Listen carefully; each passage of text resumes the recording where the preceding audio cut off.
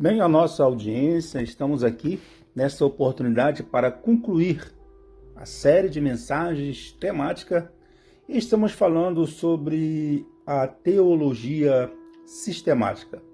Já falamos da cristologia, que é a doutrina de Cristo, falamos da bibliologia, que é a Bíblia, e hoje iremos falar da doutrina de Deus, a teologia.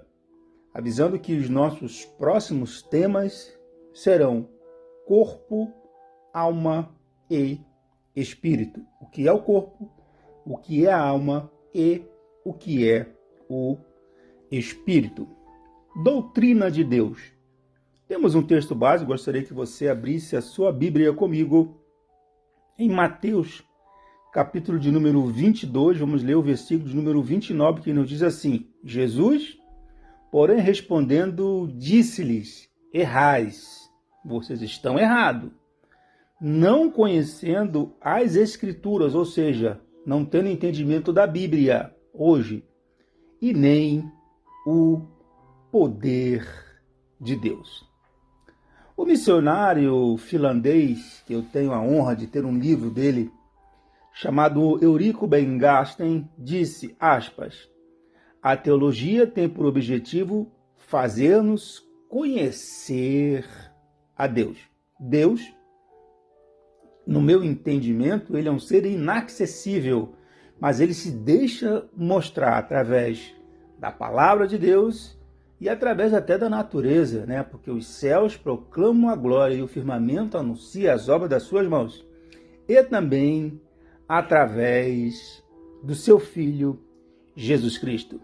Na teologia sistemática, ela é posta em ordem progressiva e sistemática. Eu já falei para vocês que é uma das matérias teológicas que eu mais gosto, influenciada pelo meu professor, né, pastor Flaviano Mascarenhas Freire, que é a teologia sistemática.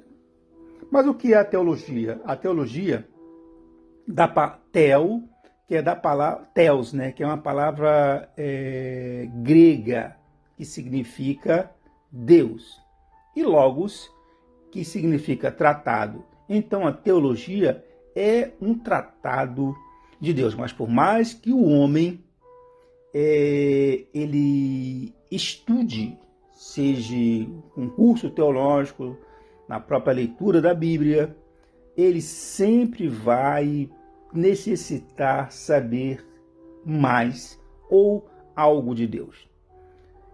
A teologia sistemática significa a exposição do conhecimento e dados sobre Deus.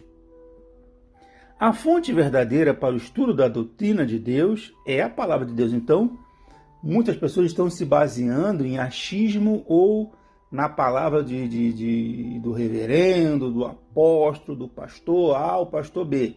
Não. A fonte sempre será a palavra de Deus. Ninguém conhece todos os meandros de Deus, né?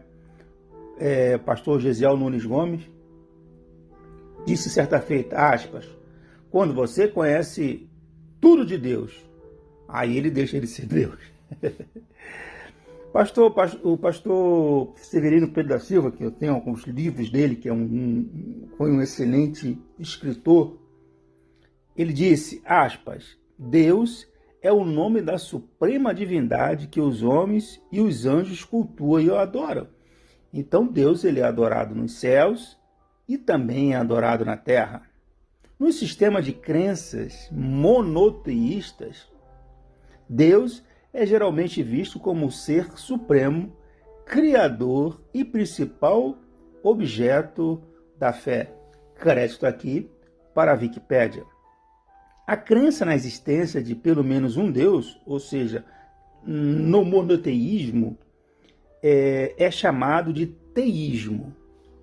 O ateísmo rejeita a crença em qualquer divindade, enquanto os agnósticos ou o agnosticismo é a crença que a existência de Deus é desconhecida ou ignoxível, ou seja, impossível de se conhecer. Ora, senhoras e senhores, eu acabei de falar que o próprio céu manifesta a glória e firmamento, anuncia as obras das suas mãos.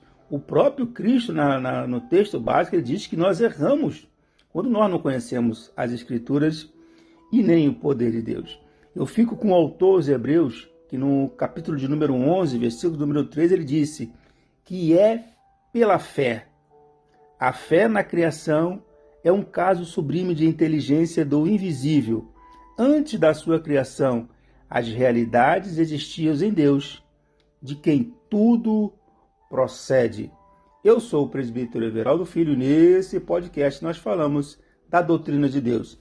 E se você foi abençoado por esse podcast, compartilhe e nos ajude a evangelizar. Deus te abençoe.